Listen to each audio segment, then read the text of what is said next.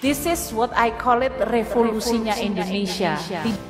BLBI memanggil Hutomo Mandala Putra atau Tommy Soeharto terkait penyelesaian hak tagih negara dana BLBI senilai 2,61 triliun rupiah. KKN dulu selalu Orde Baru itu dikaitkan dengan KKN. Nah ini yang menarik nih. Adapun Tommy Soeharto hutangnya itu sampai saat ini 2,6 triliun. Sehingga banyak sekali Republik itu kehilangan cukup banyak aset-aset strategis. Tommy Soeharto tidak memenuhi panggilan Satgas Penanganan Hak Tagih Negara Dana BLBI Kamis kemarin.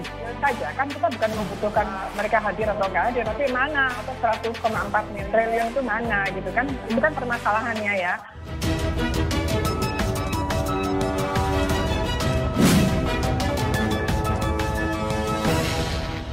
Sudah dilakukan pemanggilan dan datang wakilnya. Sekitar 48 obligor dan debitur yang punya utang kepada negara 111 triliun. Jadi waktu kemudian terjadi krisis, kemudian kita punya undang-undang keuangan negara dan perbendaharaan negara, kita baru mulai membangun neraca keuangan. Untuk melacak aset para obligor yang akan digunakan untuk membayar hutang, terutama jika aset-aset tersebut berada di luar negeri. Kita asal bangun, waktu Pak Harto 30 tahun bangun banyak sekali, nggak ada pembukuannya. Yang termasuk disebutkan di dalam TAP MPR nomor 11 tahun 1998 itu adalah melakukan penegakan hukum terhadap terduga pidana korupsi termasuk oleh mantan Presiden Soeharto. Tapi ada salah satu politisi di negeri ini yang mengatakan bahwa ayahanda dari Mas Tommy yang juga merupakan Presiden Republik Indonesia pada waktu itu, Pak Soeharto, adalah Bapak koruptor.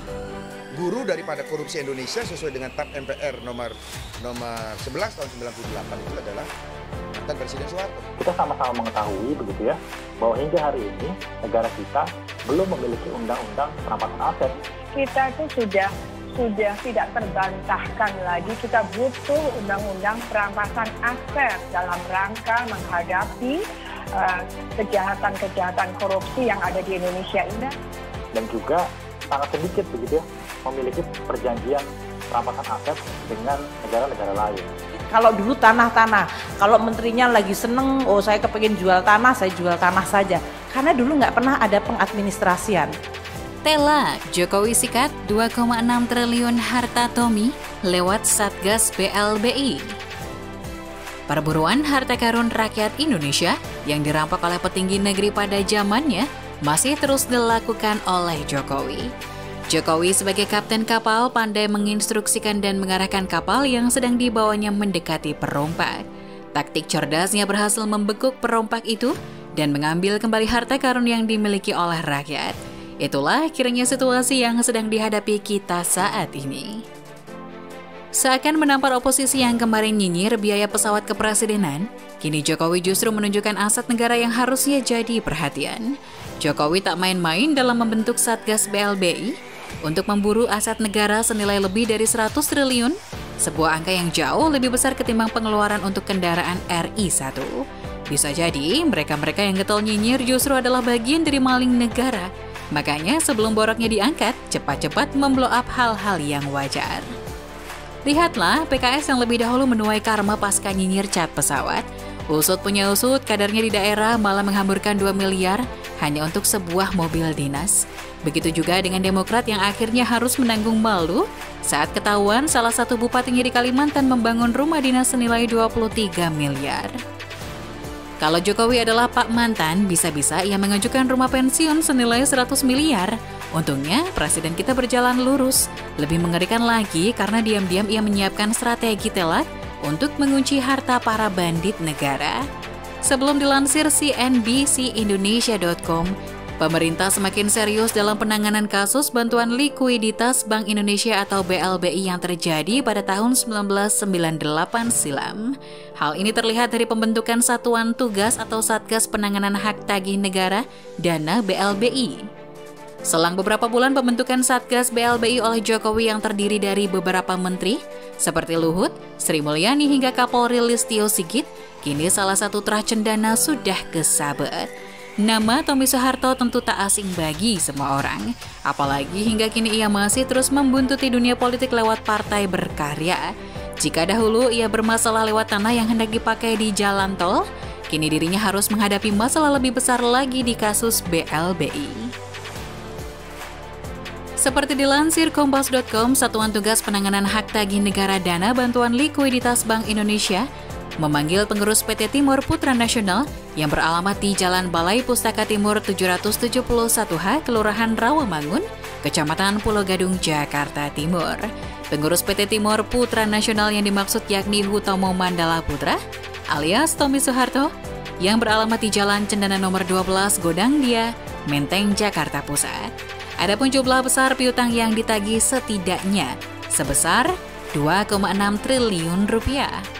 Agenda pemanggilan tersebut yakni untuk menyelesaikan hak tagih negara dana BLBI berdasarkan penetapan jumlah piutang negara PKPN 375-PUPNC.10.05-2009 tanggal 24 Juni 2009. Selain itu, turut pula dipanggil pengurus lainnya yaitu Roni Hedrarto Rono Wicaksono yang beralamat di Jalan Cempaka Putih Barat 46B, Jakarta Pusat. Demikian panggilan tersebut disampaikan melalui pengumuman lewat sebuah surat kabar.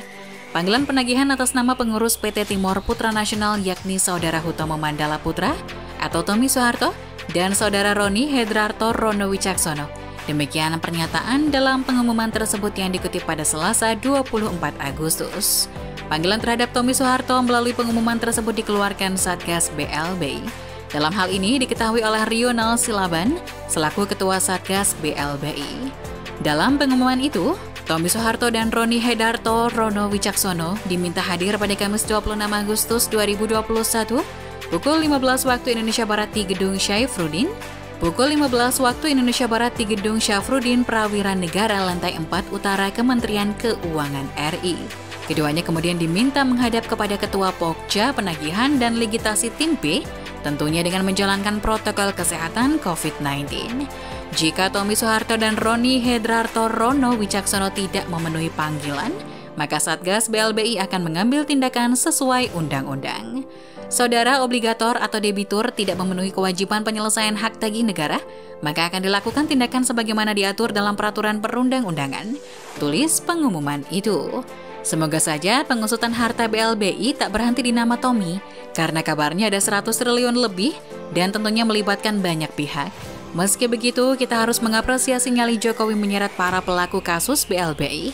Ini adalah suatu legasi yang tak bisa dilakukan Pak Mantan selama 2 periode ia menjabat. Bahkan Faisal Basri waktu itu terang-terangan mengatakan skeptis kalau SBY bakal mengusut BLBI. Baginya, pemerintahan SBY adalah Orba Jilid 2. Makanya, jangan heran kalau Demokrat rajin menggonggong di era Jokowi.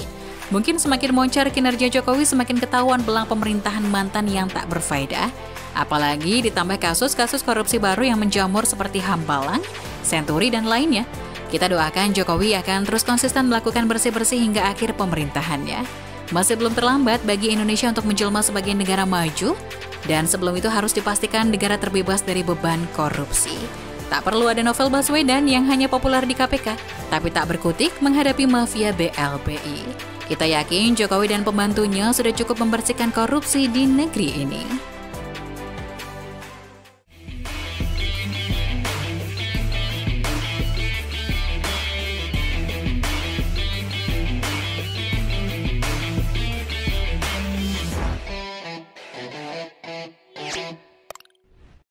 Jangan lupa untuk subscribe dan nyalakan lonceng notifikasinya.